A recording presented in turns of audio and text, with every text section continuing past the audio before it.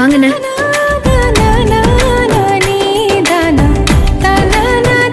கடகடன்னு பண்ணிடணும்ண்ணே. சரி தாயி. எதையும் மறக்கல. எல்லாம் வாங்கியாச்சுதா.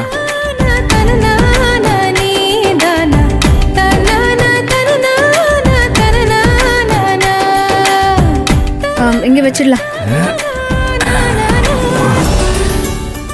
அப்பாடா. அம்மாடி எனக்கு தாகமா இருக்கு, இந்த தண்ணி குடிச்சு. எங்க இருக்கு? இங்க இருக்குண்ணே.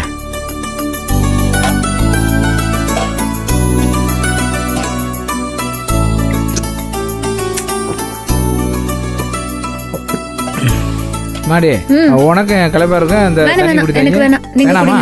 சரி.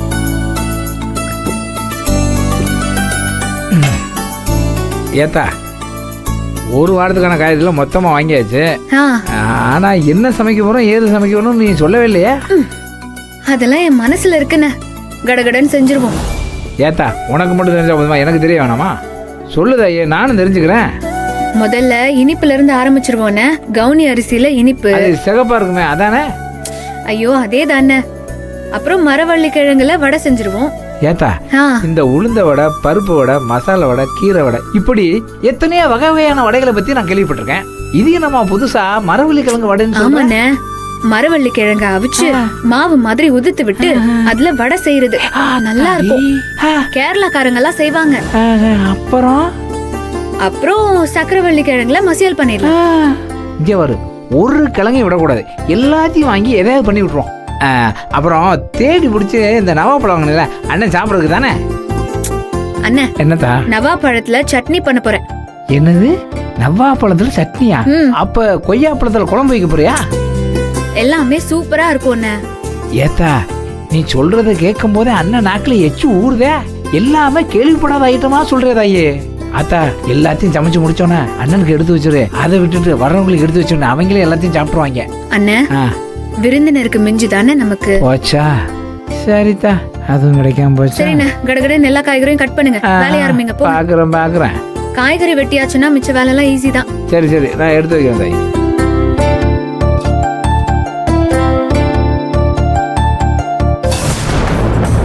என்ன கல்யாணம் அம்மா?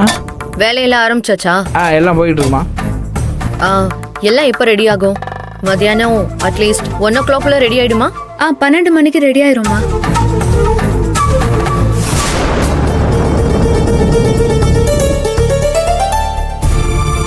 ஏத்தா இதெல்லாம் ரொம்ப அநியாயம் இல்ல?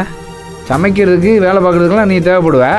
ஆனா அந்த அம்மா உன் மூஞ்ச பார்த்து பேச மாட்டாங்களாம். எந்த ஊர்லயாவது அடுக்குமா தாயி? விடுங்கண்ணே, அவங்க எப்பவுமே அப்படிதானே. அம்மா இவ்வளவு பேசுறீல, அவங்க உன்னை திட்டும் போது சொன்னங்கி போய் உட்காராம இதே மாதிரி தைரியமா இருந்தா பரவாயில்ல. அதெல்லாம் இருக்கட்டும். நீங்க அந்த தோரம் பருப்பை அலசி ஒரு பாத்திரத்துல ஊற வைங்க. சரி, கல்யாணம் வாயை வச்சுட்டு சும்மா வேலையை பாருங்க.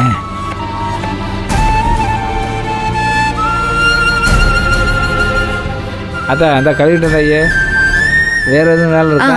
சீக்கிரம் இதை பாரு, பவர் பாயிண்ட் பிசினஸ்லாம் ரொம்ப பழசாயிடுச்சு. கொஞ்சம் கிராஃபிக்ஸா ரெடி பண்ணோம்.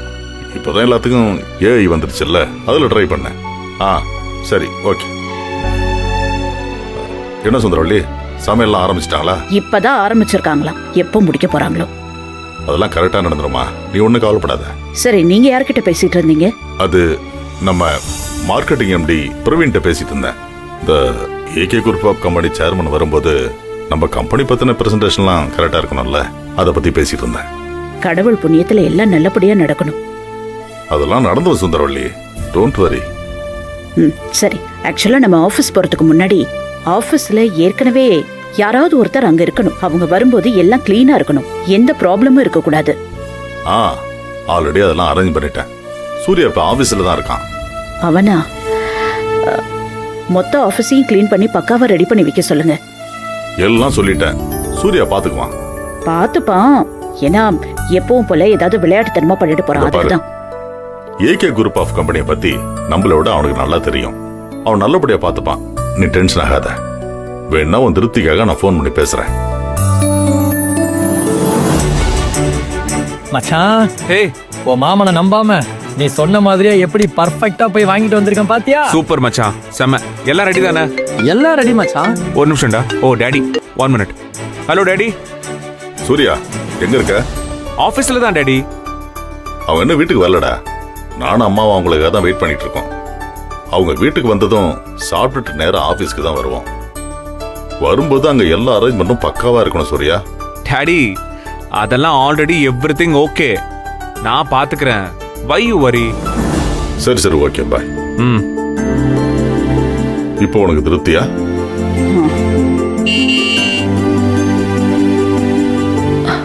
அவங்க வந்துட்டாங்கன்னு வந்துட்டாங்க. நினைக்கிறேன். வாங்க. போகலாம்.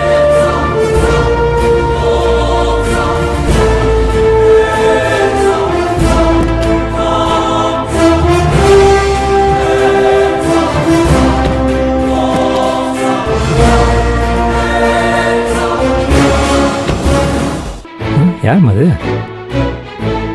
வணக்கம் மேடம். Welcome sir. வாங்க. வாங்க சார். வணக்கம் சார். வணக்கம் சார். அவங்க 2 பேரும் என்னோட டாக்டர். வணக்கம்மா. இவரு என்னோட மாப்பிள்ளை. வணக்கம். வாங்க உள்ள போலாம்.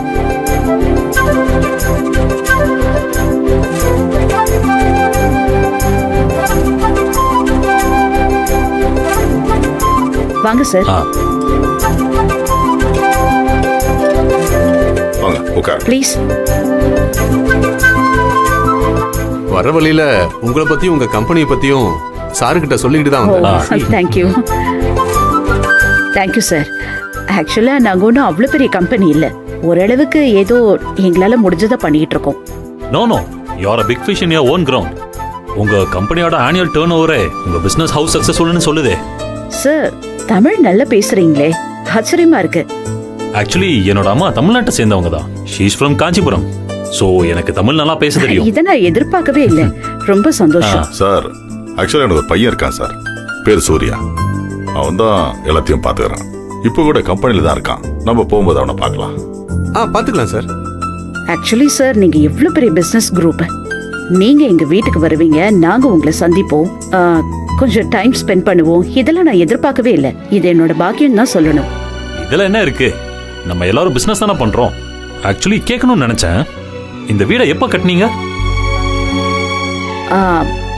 இல்ல ஆக்சுவலி இந்த லேண்ட் பாத்தீங்கன்னா இது ஒரு 100 வருஷம் இருக்கும் வாங்கி. நாங்க இந்த வீடை கட்டி 30 வருஷம் தான் ஆச்சு. அப்ப கட்டும்போது சுத்தி வீடெல்லாம் ஒண்ணுமே இல்ல சார். வெறும் மரமா தான் இருக்கும். ஒரு ஃபார்ம் ஹவுஸா இருக்கட்டுமே தான் கட்டணும். கடைசியில பார்த்தா இங்கேயே கொடுத்துன்னு வந்துட்டோம். பாத்தீங்களா எவ்வளவு டெவலப் ஆயிருக்குன்னு. எஸ் ஏர்போர்ட்ல இருந்து வரும்போதே பார்த்தேன். இது சிட்டியோட சென்டர் ஏரியால. ஆமா சார். எனக்கு தெரிஞ்சு இந்தியாலேயே சிட்டியோட சென்டர்ல இருக்கிற ஏர்போர்ட் சென்னை மட்டும்தான். உண்மைதான் சார். மற்ற ஊர்லாம் ஏர்போர்ட்ல இருந்து சிட்டிக்கு வர்றதே அது ஒரு பெரிய டாஸ்கா இருக்கும். அதான் பார்த்து. மேடம் உங்களுக்கு சொந்த ஊர் இதானா? ஆஹா இல்ல சார். இங்க பிசினஸ் பண்றதுனால இங்கேயே வீடு கட்டி இருந்துட்டோம். ஆக்சுவலா பாத்தீங்கன்னா அவருக்கு பட்டுக்கோட்டை, நான் வந்து தஞ்சாவூர் சைடு அந்த பக்கத்தை சேர்ந்தவன்.